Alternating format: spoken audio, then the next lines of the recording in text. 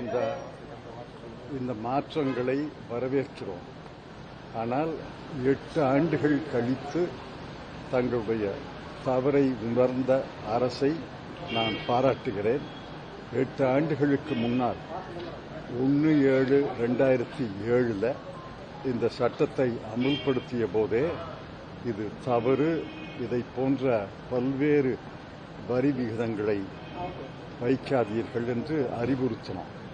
அப்ப தலைமை பொருளாதார ஆலோசகர் திரு அரவிந்த் சுப்பிரமணியம் அவர்களும் இது தவறு என்று அறிவுறுத்தினார். ஆனால் அன்று பிரதமரோ நிதியமைச்சரோ மற்ற அமைச்சர்களோ நாங்கள் சொன்னதை கேட்கவில்லை.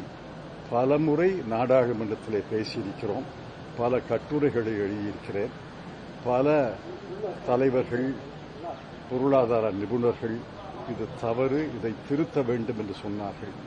இப்பொழுதாவது அவர்களுக்கு இதை உணர்ந்து தவறுகளை திருத்தியதற்காக நான் நன்றி சொல்கிறேன். 8 ஆண்டுகள் நடுத்தர மக்களை, ஏழை மக்களை கசக்கி பிழிந்தார்கள். இப்ப 12%, 18%-ஐ 5% குறைத்திருக்கிறோம் என்று சொல்கிறார்கள்.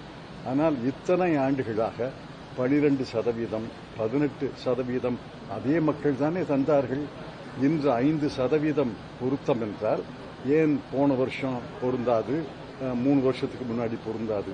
அவர்களை கசக்கி பிழிந்து அவர்களுடைய பணத்தை எல்லாம் வரியாக வசூலித்து இப்பொழுதாவது அவர்களுக்கு மனம் திருந்தி அறிவு தெளிந்து இந்த வரி விகிதங்களை குறைத்திருக்கிறார்கள் என்பதற்காக அவர்களை பாராட்டி.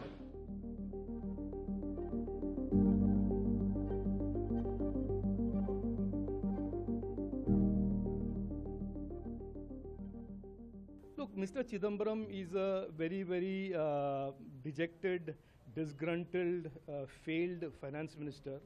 He is the man, if you remember, who mocked digitalization of our economy. He mocked fintech. He mocked UPI. He is the one who famously made really a fool of himself by saying that digital fintech will never work in the country. Digital payments will never work in the country. So look, Mr. Chidambaram has been wrong many times.